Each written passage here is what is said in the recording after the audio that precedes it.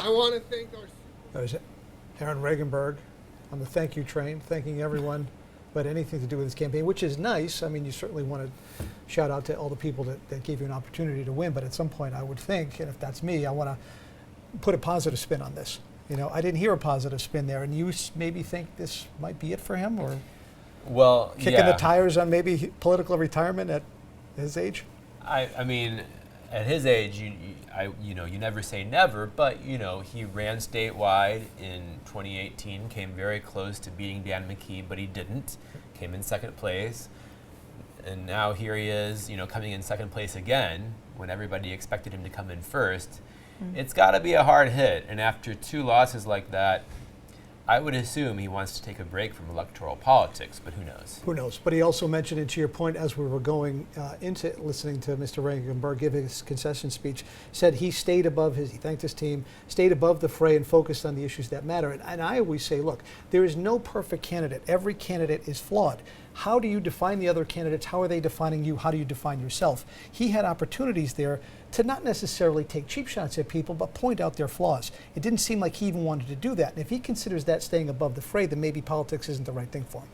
Yeah, and it's an interesting question whether he decided on that strategy, whether his advisors decided on it for him. I mean, I guess we will never know unless they tell us, but that was a failed strategy. And you're right, in a competitive race like this one, you can't just be above the fray. You have to defend your turf. You have to go on the attack. I mean, I don't know of anybody who thought that this race was wrapped up for him. We thought of him as the front runner, but not by a whole lot. Right? So I don't think he could afford to go above the fray. And also, too, and even in hearing those comments and then seeing him before on the debate stage, I don't know if he has it in him. I mean, he's just an easygoing guy who may not get too riled up about this stuff, or confrontation bothers him and he doesn't want to have anything to do with it at all. Yeah. I mean, I'm speculating here, but I'm just saying, is it based on body language and based on that response that I just heard on a night then, by all accounts, he was the person to win? Well, and you mentioned this too, John, is that he was reading off of a paper. He wasn't speaking from the heart like Gabe almost seemed to have spoken from the heart, right? Like, you've been on the campaign trail for months now. You know your platform. You know why people should vote for you. At least you should. Why are you reading from a piece of paper? Right. Well, probably because, I would hazard to guess, because he's very disappointed.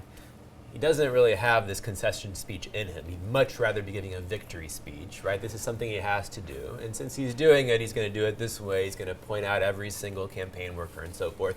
In a way, it's a nice thing, but for people who are watching it, it's a little tiresome. It is. Right. And we have concessions in from Sabina Matos and Sandra Cano. Yeah, we do. So quickly, just to summarize from Sandra Cano, she says, thank you to the voters who believed in our campaign. Although this isn't the result we hoped for, we are proud of the campaign we ran. It goes on to say, diversity is our strength and we should celebrate this milestone. Congratulations to all the candidates. And from the Matos campaign, she says, while I was hoping for a different outcome, tonight's results show that Rhode Islanders are ready for more diverse representation in Congress. For the first time, we can celebrate and take pride in this historic milestone. She goes back to when she was a young woman coming to this country for the first time, not knowing the language. She says she never would have believed she would have been in a position like this. And that's something to point, your great point there, Tiff, is that we had 4 women of color, 3 Latinas running in this race, and Senator Quezada was in here last week, and I asked her, would we have seen something like that even 10 years ago? She said no.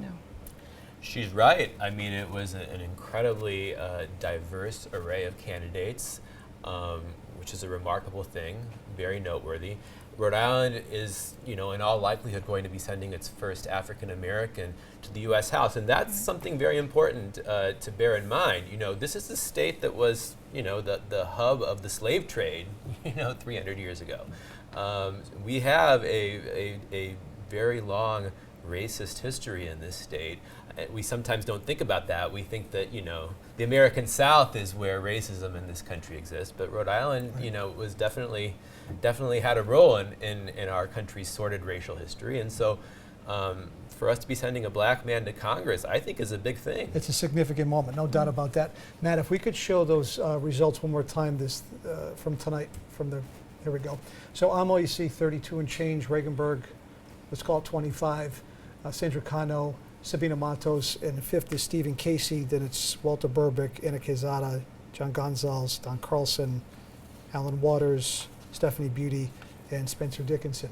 I haven't done the math on it yet to figure out what the last 5 took up in terms of vote percentage, but that'll be interesting to look at to see how that might have, of course, what if, might have. If I could sing, I'd be in Vegas. But if those people weren't in the race, what would they have done in terms of voters, and what would they have done to swing the race? But that's another